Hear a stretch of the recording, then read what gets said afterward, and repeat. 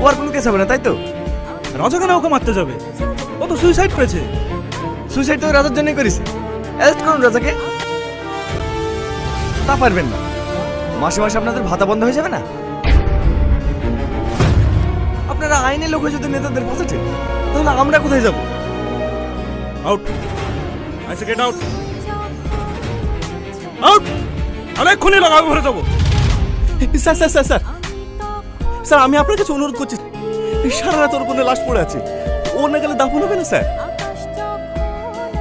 আপনি ভালো করে জানেন আজ রবিবার কোর্ট বন্ধ, কোথায় থেকে জামিন নিয়ে আসবো আপনি বলুন স্যার।